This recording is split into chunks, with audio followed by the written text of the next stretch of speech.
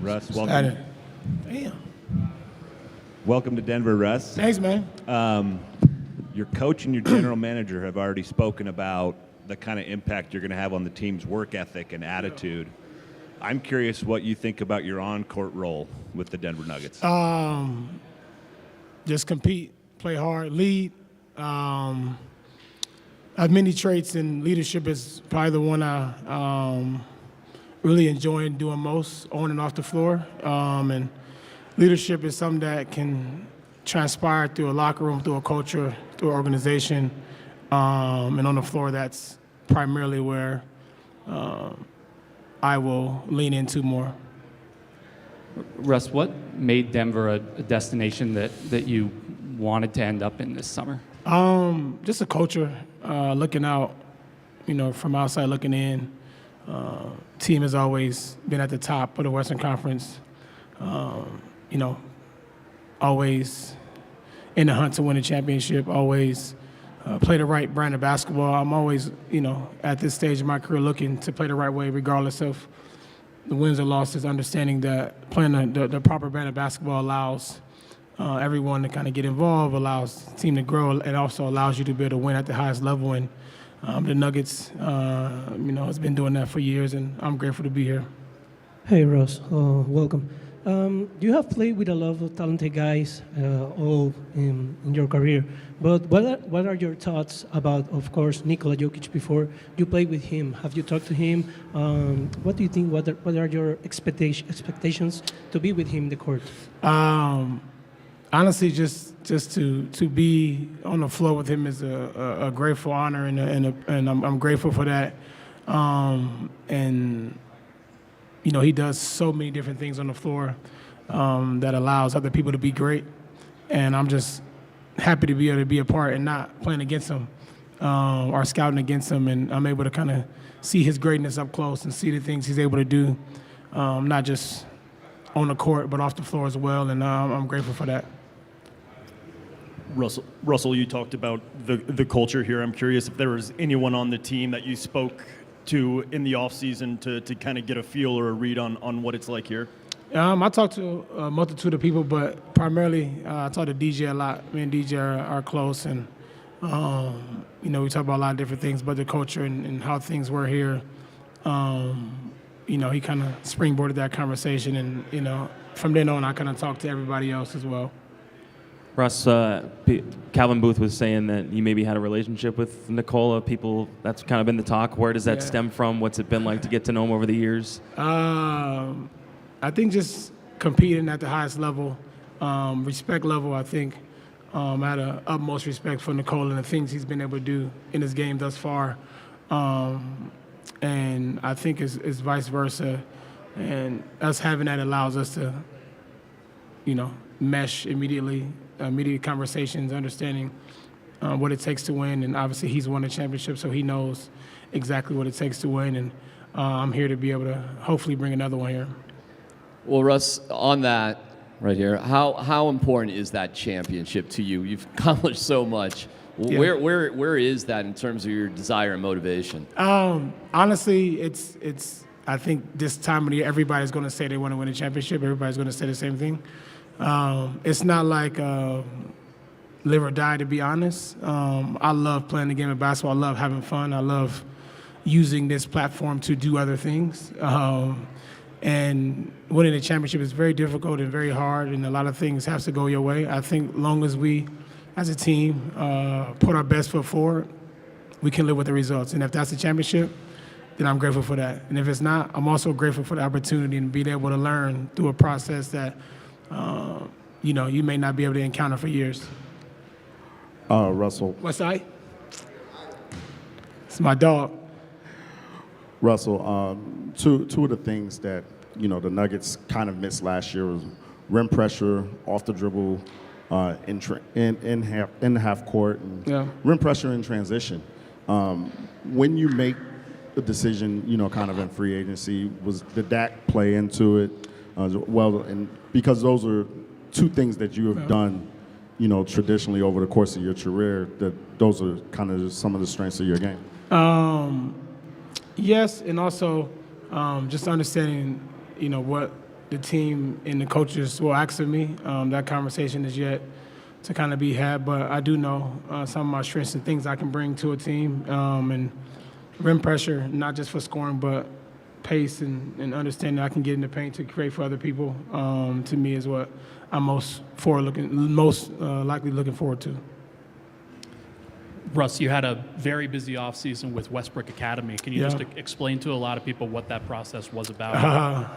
It's years in the making, man. I'm grateful for the opportunity to be able to bring a school, not just for kids, but for families, wraparound services to the South LA area. Growing up in the inner city of Los Angeles, being able to make an impact in other ways, but education is a huge part of the underserved community, especially in Los Angeles. And I'm just grateful and happy that all the kids are able to kind of endure all the different services that we do have at Westbrook Academy. And I'm grateful for for the future to come and more to come, for those students. And, it's a blessing to be able to do something like that, especially in Los Angeles. Russ, here on your right, how do you see your role on this team? And I guess, has it been a fun challenge as your career, you get up there in years and it changes what's asked of you and you have to figure out how you fit in best versus, when you're winning MVPs and running the show? Yeah, man, I'm a team guy. Whatever the coach asks of me, that's what I'll do. So whatever that is, and we practice tomorrow, we get closer to the season. Whatever my role is, whatever is needed for me to be able to win games, that's what I'll do.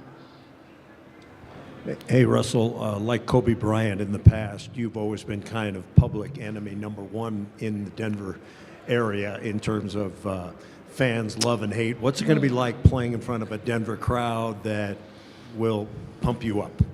I don't know. I don't know if it's public enemy number one. I think this is how I look at it. Over my course of my career, I've been booed and all that stuff everywhere else, but I take it as a sign of respect. Just like the late Kobe Bryant, when people boo you, they understand it's a level of respect, and it's a reason. If people don't say anything, then you should be worried. And for me, I take it as a level of respect, and I'm grateful now to be a part of the loud and yell and screaming. And my job is to make them scream louder and have fun and enjoy the game. So.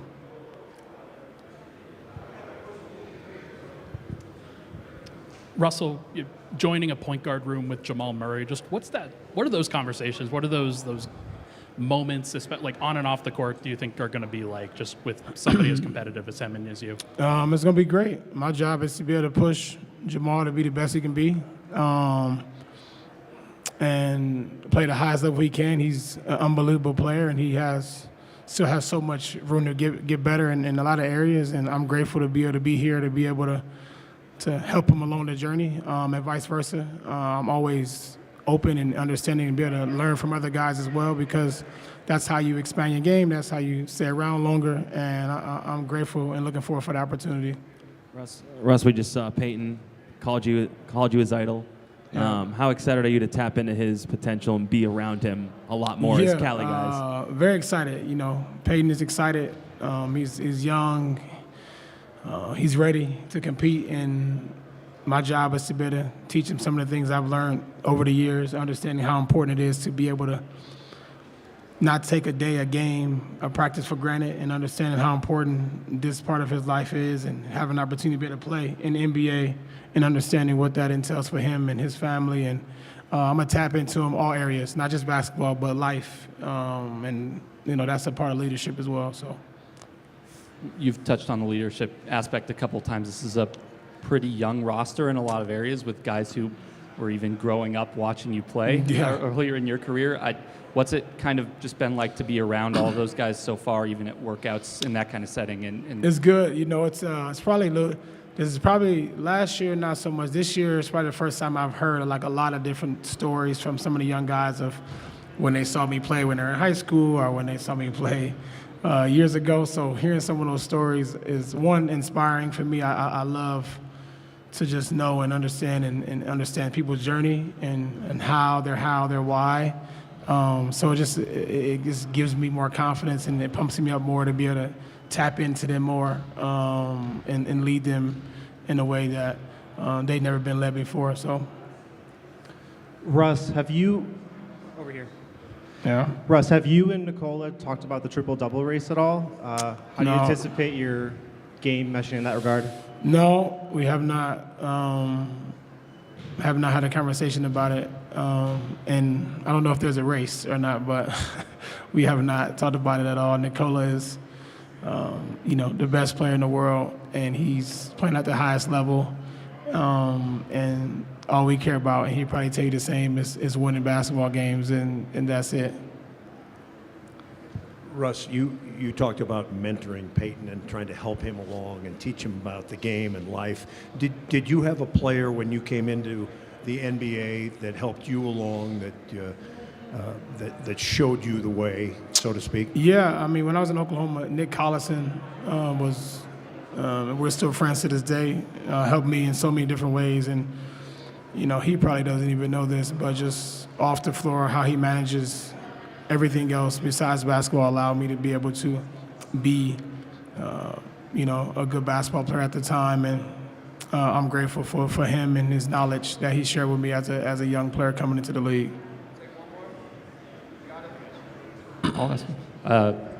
You're glad you're not scouting against Nicola anymore. Yep. What was the experience of trying to scout him like on previous teams that you've been? Good luck. That's it. You just hope that he missed, or I hope it's nothing you can do, which is, you want to be able to be on the team with somebody that's literally unguardable, and I'm grateful to be on this team. So. You're known as pretty intense. Yeah. Have you mellowed at all over the years, or are you going to rage to your last breath? Let me think. I'm never changing. I'm not going to change who I am. I'm not going to change anything about me. My intensity, and I think that the people confuse like intensity with competitiveness.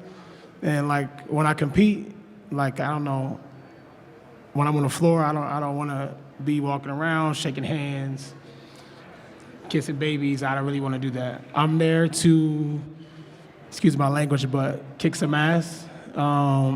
And besides that, off the floor, I'm chill, I'm mellow. I'm not as intense as you may think. I just like to have a good time and have fun. But when I am competing, I want to compete at the highest level, and that part of me will never change as long as I'm competing in this game, and I'm grateful for the opportunity, and, the rest will go in history. Appreciate you. Yeah. Yeah.